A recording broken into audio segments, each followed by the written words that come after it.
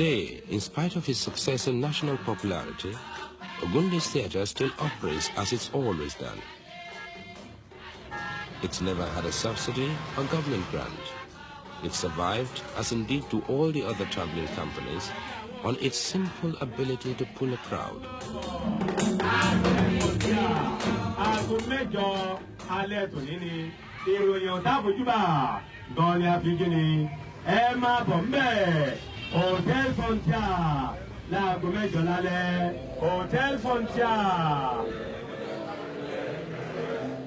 Ogunde deliberately keeps his operation simple.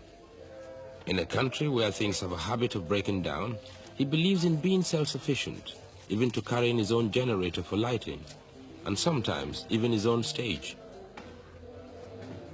As those who have seen him in rehearsal will know, he doesn't allow anything to upset him. I've never seen him lose his temper. I suppose he must do, but I've never seen it. He's always extremely patient, very friendly. This is how I think he designs Nigerians. We are quite an aggressive race as a whole. And he has his own personal style of not being aggressive. And even during the pressure of rehearsals, he's still extremely calm and relaxed.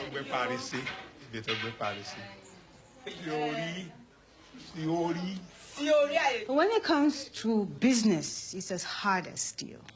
I think, in my own opinion, a good artist is not a good businessman.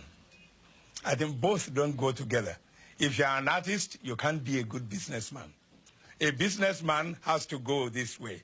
An artist goes straight. And so I cannot call myself a good businessman. He's a very, very good businessman, a shrewd one. He's a good Ijebu man. All Ijebu men are known to be good businessmen. And he shows this in his dealing with customers, like the National Theatre.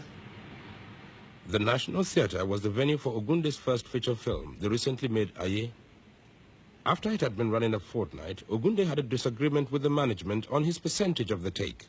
So he went into the projection box and removed his film.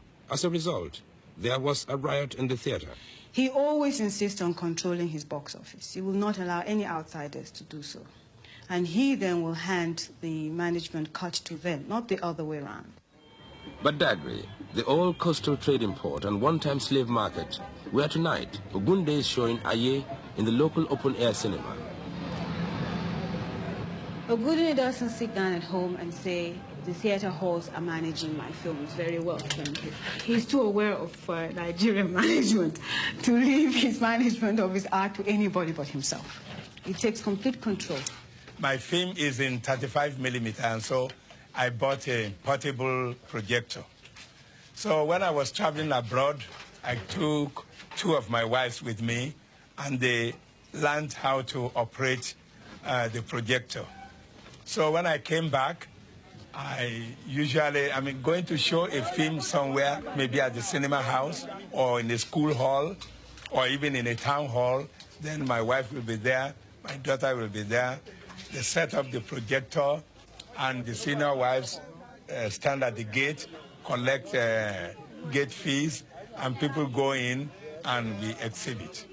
By that, I've been able to avoid the cheating by the cinema houses. And this isn't small money we are talking about. Oil-rich Nigeria has its own inflation, and a cinema seat costs about £2. But the Ogunde organization expects a return from other sources too. The family is there in force.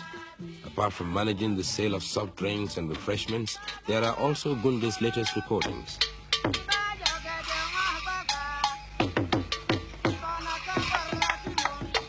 Aye is a film that has already recovered 50% of its production cost in the capital city of Lagos alone.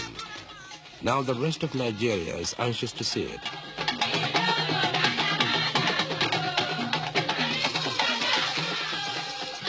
In a country of 90 million people, Ogunde has every reason to feel confident of its success.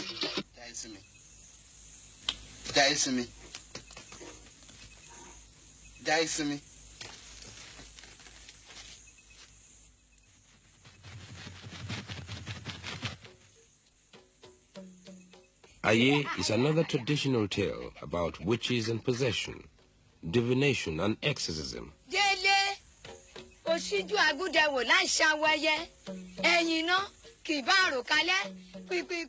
I think my stories are for my people, and my films too are for my people mainly. Then if anybody wants to see it abroad, then I can export to them.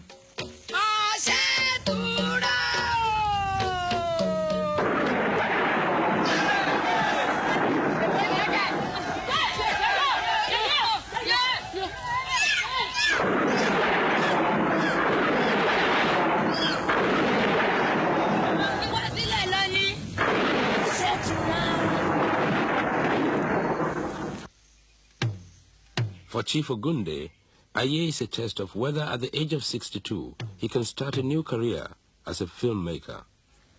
The traditional African belief is that when you are to do something, when you have a mission to fulfill in this world, and you are the real man sent to fulfill this mission, your assistance will be provided to by Providence. We Africans say, when you meet a wife and you marry her and you live long and there was no problem, or there were problems, you are able to solve them, we think everything has been prearranged by God.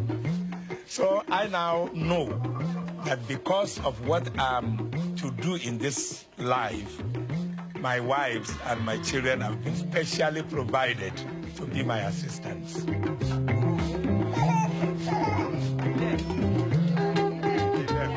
He's also very conscious, he's also very caring about his society and about his country.